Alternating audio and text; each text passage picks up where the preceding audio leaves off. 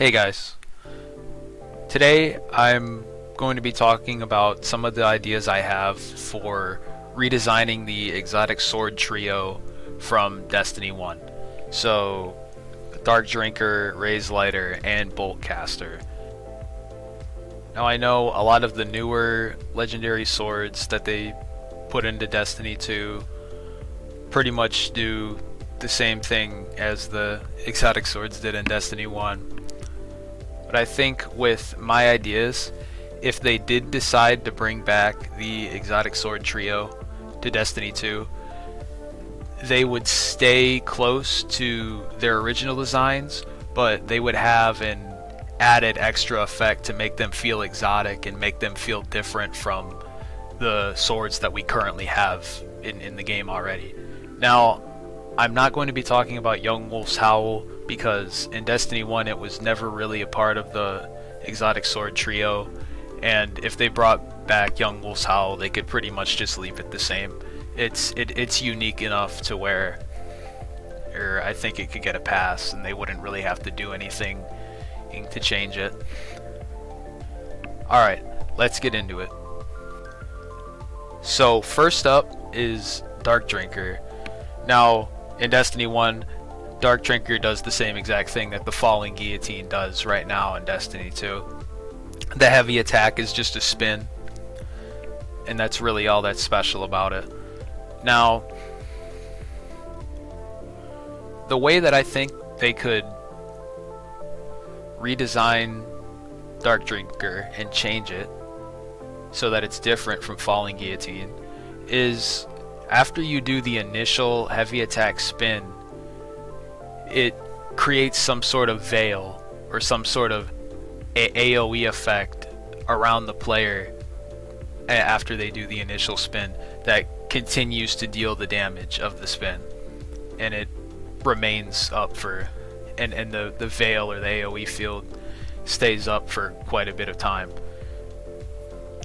I think that would be a good enough and simple enough change to make that sword feel different from its legendary counterpart and make it feel special. So it's not just, oh, it's Falling Guillotine in the exotic slot. It feels like Falling Guillotine. It still feels like a Dark Drinker originally, but it has that little extra effect that brings it up to a Destiny 2 standard and makes it feel exotic.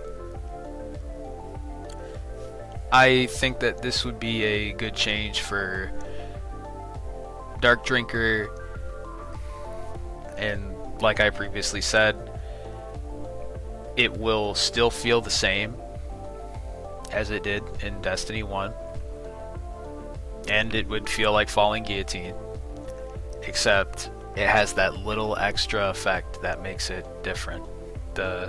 After you do the initial spin, it creates this AoE field or this veil around the player that continues to deal the damage of the spin over time. I think that this is a great change, and I'd love to see Bungie implement this. I'd love to see Bungie implement all the changes I'm going to be talking about. Alright, so next I'm going to be talking about Raise Lighter. Let's get to it. Alright, so Raise Lighter is pretty much the model for every single sword in Destiny 2. The only thing that's special about Raise Lighter in Destiny 1 is it was the only sword to have that uppercut effect. Like the sword uppercut that pretty much every sword does in Destiny 2, that was what was unique about it in Destiny 1. It was crazy for one-shotting yellow bars and had a lot of raid utility in King's Fall, all in pretty much every raid. Now, for Raise Lighter,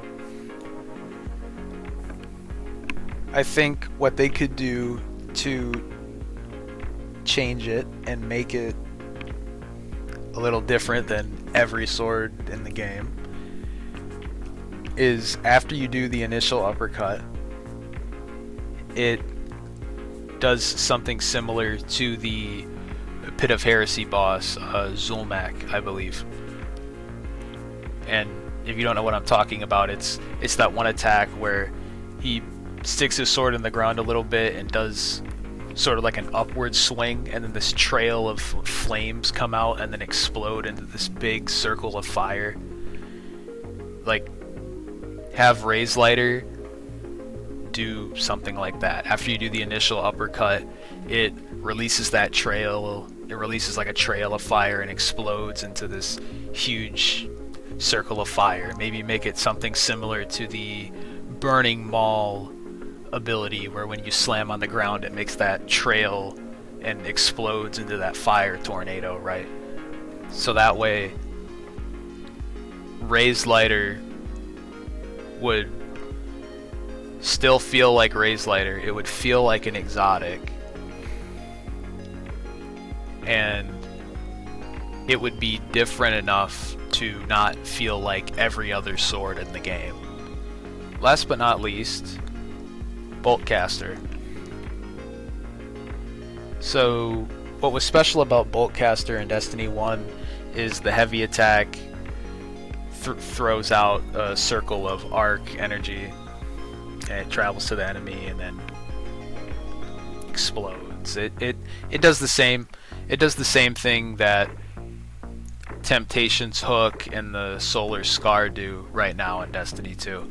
Now, I have two ways that I think they could redesign Boltcaster. Well, one of them's really generic and kind of lame, and the other one, I think's really cool. So the first way I think they could redesign Boltcaster is pretty generic. Have it so when you do the heavy attack, instead of only throwing out one circle, it throws out 3 of the circles. It throws out 3 of the arc discs that all home in on the enemy. You guys think that sounds cool? Yeah, I mean it's different, but it's essentially just the same thing. Now, the other way I think that they could redesign Boltcaster is after you do the heavy attack and it throws out the arc disc, when it impacts the enemy, when it hits the enemy, it then it does its initial damage with the arc disc, and then it creates that thunderstorm effect that the Cloud Strike has after hitting multiple precision hits. So you throw the disc, it hits the boss, it hits an enemy, and then it creates that Cloud Strike thunderstorm, or that Warlock storm grenade thing, where it's just all these lightning strikes come down out of this cloud after it hits, right? And if they added this to Boltcaster, it would still feel like Boltcaster, but it would be different enough from the Temptation's Hook and Solar Scar to feel exotic, because it has that additional effect and sort of brings it up to the Destiny 2 standard. Alright, so if you've made it this far into the video, thank you for watching. It was a lot of fun to put this together and put my ideas out there for something I think Bungie could probably pull off in like 2 days, maybe a week. And since they like bringing stuff back so much, I mean, hey, but Bungie, please bring back the Exotic Sword Trio. If you enjoyed the video, consider subscribing to my channel. I don't really upload that often. Don't worry, your subscription box of people's videos that you actually want to watch won't get spammed with me, alright? It's just, you don't have to worry about my videos getting in the way, okay? Because I don't really upload that often. Yeah. that's really all I got. Peace.